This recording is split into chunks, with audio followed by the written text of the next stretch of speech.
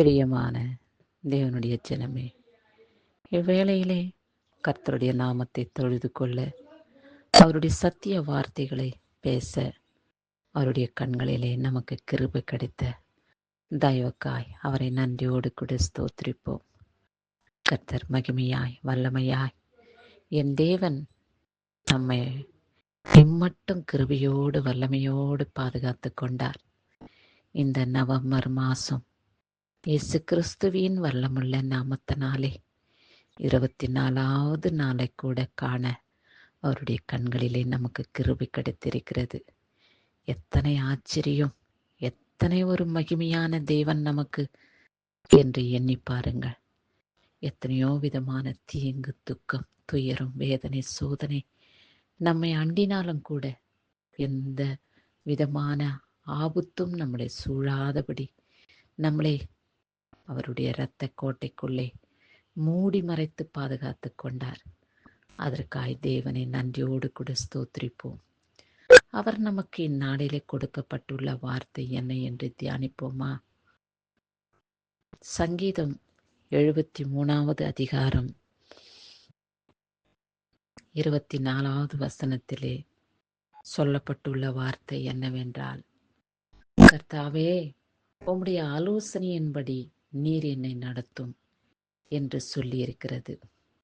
நம்முடைய வாழ்க்கையிலே நாம் வாழ்வதற்கு எத்தனையோ விதமான ஆலோசனைகளை நாம் சிந்திக்கின்றோம், அதன்படி செயல்படுத்தி நடந்து வருகிறோம். ஆனால் அவை ஆசீர்வாதமாக திருப்திகரமான செயல்பாடாய் நம்முடைய வாழ்க்கையிலே காணப்படுகிறதில்லை.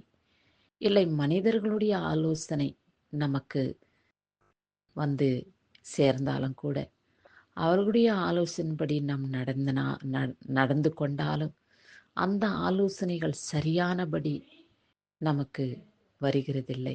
இவை எல்லாவற்றிலும் பார்க்கிலும் கர்த்தருடைய ஆலோசனையை நாம் தேடி ஓடி நாடி அவருடைய பாதத்திலே அமர்ந்து வேண்டிக் கொள்ளும் பொழுது, இதோ சங்கீதம் 32:8 நான் உனக்கு போதித்து நீ நடக்க வேண்டிய வழியை உனக்கு காட்டுவேன்,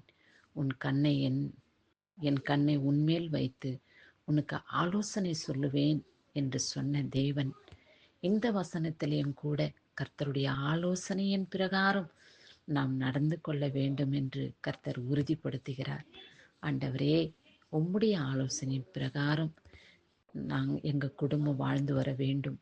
உம்முடைய ஆலோசனையை விட்டு நாங்கள் என்றும் பிரியாதபடி உம்மிலே நிலைத்திருக்கக்கூடிய பாக்கியத்தை எங்களுக்கு கொடுங்க ஆண்டவரே, அப்படி என்று நாம் வேண்டிக் கொள்ள வேண்டும். அது மாத்திரமல்ல, கர்த்தருடைய ஆலோசனையின் பிரகாரம் நாம் வாழ்ந்து வரும் பொழுது உலகத்திலே பலவிதமான ஆசீர்வாதங்களை நாம் பெற்றுக்கொள்ள அவர் நமக்கு உதவி செய்கிற தேவனாக இருக்கிறார். ஒரு நேரத்திலையும் கூட நாம் தலைகுனிந்து நிற்காதபடி, அப்படி சூழ்நிலை ஏற்பட்டாலும் அந்த இடத்திலே நம்முடைய தலையை நிமிரச் செய்ய தேவன் வல்லவராய் இருக்கிறார்.